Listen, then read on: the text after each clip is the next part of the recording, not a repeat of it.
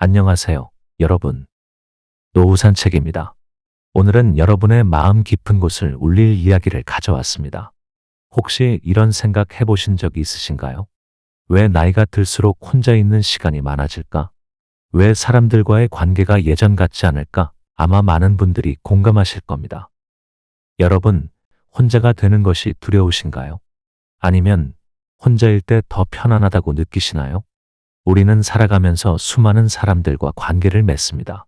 그러나 어느 순간부터 그 관계들이 점점 피로하고 부담스럽게 느껴질 때가 있습니다. 마음은 여전히 사람들과 함께하고 싶지만 몸과 정신은 점점 혼자만의 시간을 갈망하게 되죠. 오늘 이야기할 주제는 바로 그겁니다. 왜 나이가 들수록 혼자가 되어야 하는가? 그리고 혼자서도 충분히 행복할 수 있는 방법에 대해 생각해보는 시간입니다. 듣기에 조금 쓸쓸하게 느껴질 수도 있지만 끝까지 들어보시면 이 주제가 얼마나 중요한지, 그리고 여러분의 삶에 얼마나 큰 위로가 될 수 있는지 깨닫게 되실 겁니다. 자, 지금부터 저와 함께 천천히 걸어보시죠. 여러분의 노후 여정에 따뜻한 빛을 비추는 이야기가 될 것입니다. 우리는 젊을 때 가족, 친구, 직장 동료 등 많은 사람들과 관계를 맺으며 살아왔습니다. 그 과정에서 상대방의 기대에 부응하려고 노력하고 때로는 나 자신을 희생하기도 했죠. 그러나 나이가 들수록 깨닫게 되는 진실이 하나 있습니다. 내 인생의 주인공은 결국 나 자신이라는 사실입니다. 한 분의 이야기를 들려드릴게요. 김정희 선생님, 68세 여성입니다. 김 선생님은 평생을 가족을 위해 살아오셨습니다. 결혼 후 남편과 아이들을 돌보느라 하루하루가 눈코 뜰 새 없이 바빴죠. 새벽같이 일어나 아침을 차리고 아이들 학교 보내고 남편 출근시키고 나면 어느새 하루가 저물어 있었습니다. 그리고 주말이면 친정과 시댁의 일까지 도맡아 하며 살림을 꾸려오셨죠. 그런데 시간이 흘러 아이들이 모두 독립하고 남편마저 은퇴한 후에도 김 선생님은 여전히 자신을 위한 시간을 가져본 적이 없었다고 합니다.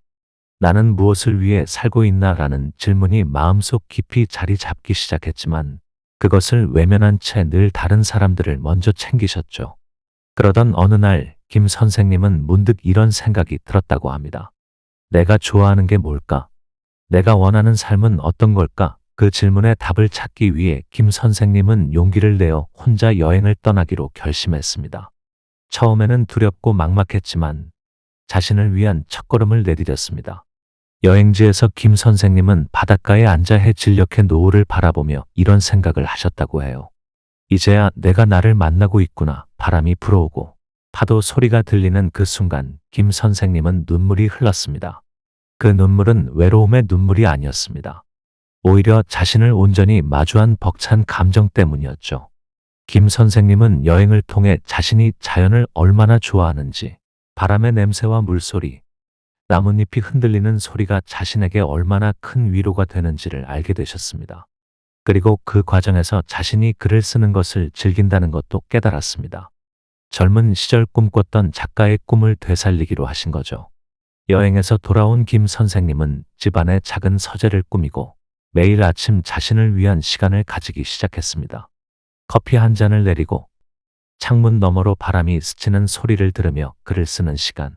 그 시간이 김 선생님에게는 하루 중 가장 소중한 시간이 되었습니다. 김 선생님은 이런 말씀을 하셨습니다. 이제야 비로소 내 삶을 살아가는 기분이 들어요.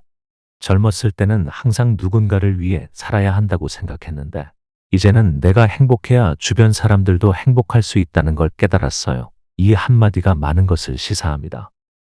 다른 사람의 시선이나 평가에 신경 쓰느라 정작 내가 원하는 삶을 놓쳐버리면 안 됩니다. 이제는 내 마음이 편안하고 행복한 것이 가장 중요합니다.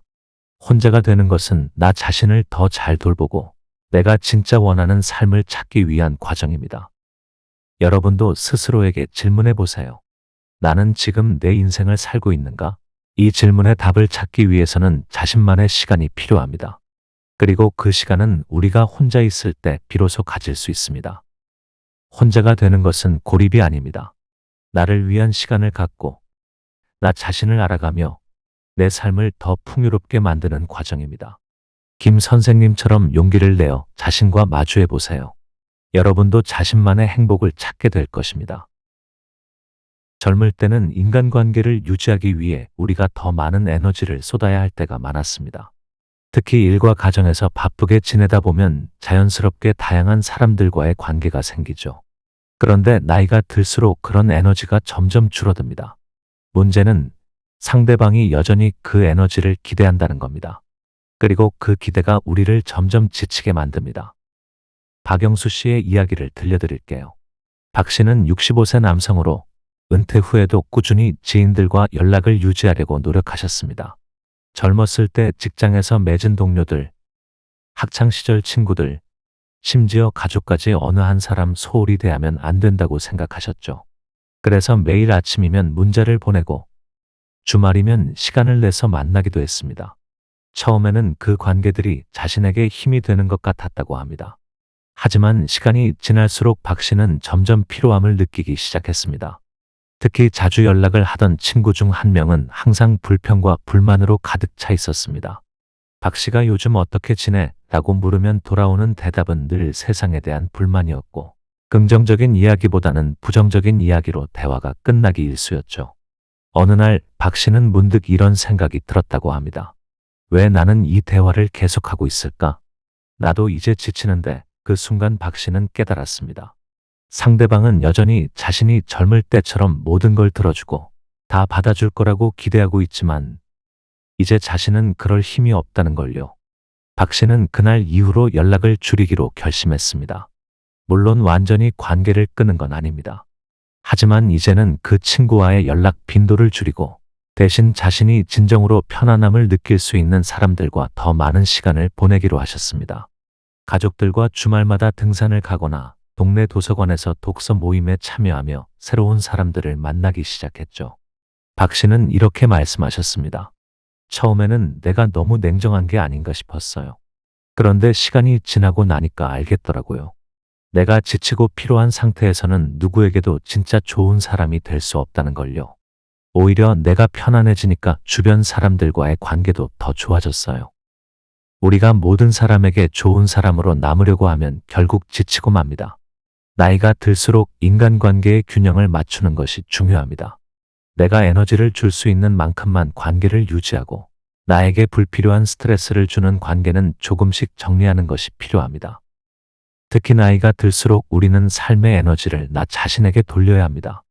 그동안 남을 위해 너무 많은 시간을 썼다면 이제는 그 시간을 나 자신을 위해 써야 할 때입니다. 박 씨처럼 자신을 위한 시간을 더 많이 확보할 때 우리는 비로소 인간관계에서도 균형을 찾을 수 있습니다. 인간관계는 우리의 삶을 풍요롭게 해주는 중요한 요소입니다. 하지만 그 관계가 나에게 부담과 스트레스가 된다면 이제는 조금 내려놓아도 괜찮습니다. 인간관계의 균형을 맞출 때 우리는 더 건강하고 행복한 노후를 보낼 수 있습니다.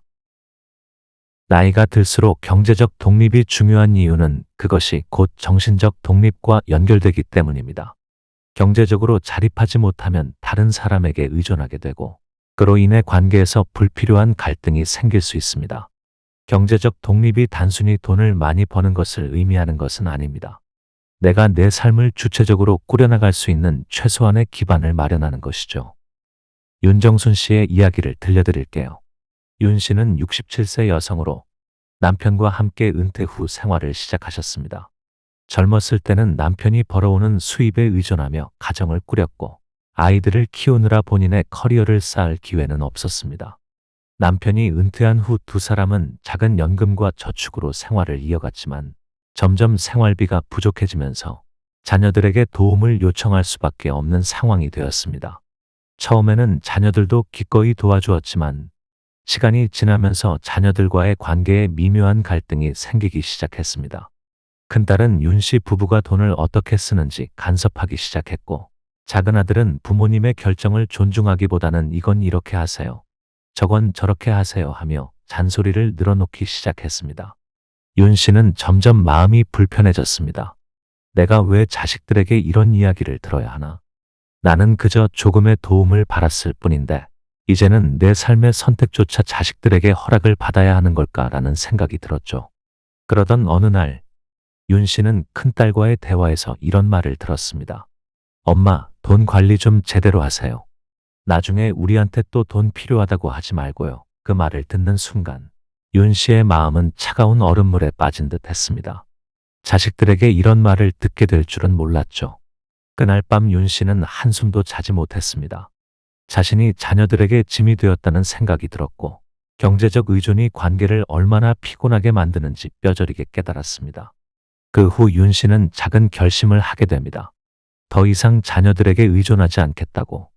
윤 씨는 손재주가 좋아서 젊었을 때부터 취미로 뜨개질을 했습니다.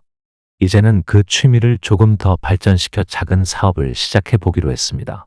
인터넷을 통해 뜨개 작품을 판매하기 시작했고 지역사회의 작은 마켓에도 나가 작품을 전시하고 팔기 시작했습니다. 처음에는 한두 개 팔리는 것에 그쳤지만 윤 씨는 꾸준히 작품을 만들어 나갔고 시간이 지나면서 그녀의 손재주가 입소문을 타기 시작했습니다. 이제는 매달 생활비의 일부를 직접 벌어들이게 되면서 자녀들에게 도움을 요청하지 않아도 되는 상황이 되었습니다. 윤 씨는 이렇게 말씀하셨습니다. 이제 자녀들과의 관계가 훨씬 편안해졌어요. 내가 내 결정을 스스로 내리고 내 삶을 내가 책임질 수 있게 되니까 아이들도 더 이상 간섭하지 않더라고요. 무엇보다도 내가 스스로 내 삶을 꾸려나갈 수 있다는 자존감이 생겼어요. 정신적 독립은 나만의 생각과 가치관을 확립하고 그것을 지켜나가는 것을 의미합니다. 내가 내린 결정에 스스로 책임을 지고 다른 사람의 눈치를 보지 않게 되는 것이죠. 윤 씨의 사례처럼 경제적 독립이 이루어지면 정신적 독립도 자연스럽게 따라오게 됩니다. 나의 선택과 결정을 스스로 존중할 수 있을 때 우리는 진정한 자유를 느낄 수 있습니다. 여러분도 스스로에게 질문해 보세요.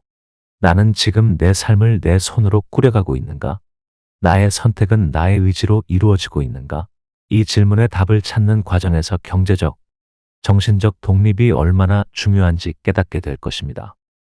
경제적 독립과 정신적 독립을 이루는 것은 나이가 들어서도 내 삶을 온전히 살아가기 위한 필수 조건입니다. 이 두 가지를 통해 우리는 더 건강하고 행복한 노후를 보낼 수 있습니다. 마지막으로 우리가 꼭 기억해야 할 것은 혼자서도 충분히 행복할 수 있다는 사실입니다. 세상은 이제 혼자라는 단어를 두려워할 필요가 없는 시대가 되었습니다.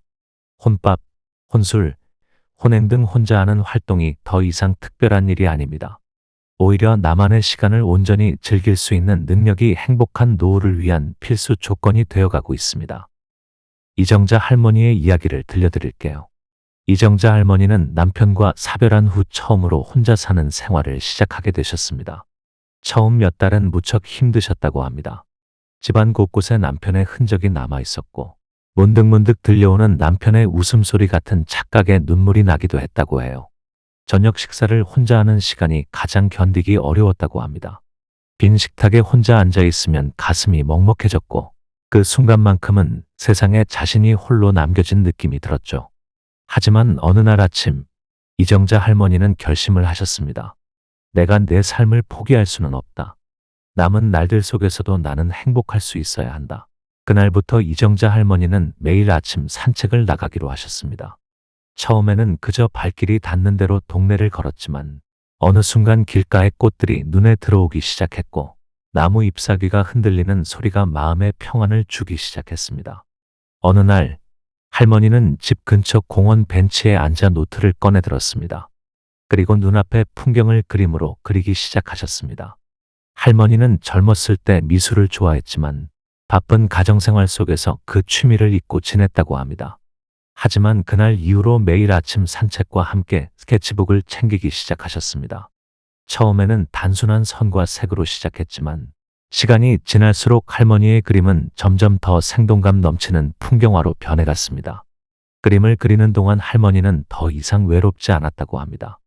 나뭇잎의 흔들림, 새들의 지저귐, 햇살이 나뭇가지 사이로 비치는 모습. 그림을 그리다 보면 시간 가는 줄도 몰라요. 그리고 제 마음이 참 편안해지는 걸 느껴요. 이제는 혼자 있어도 괜찮아요.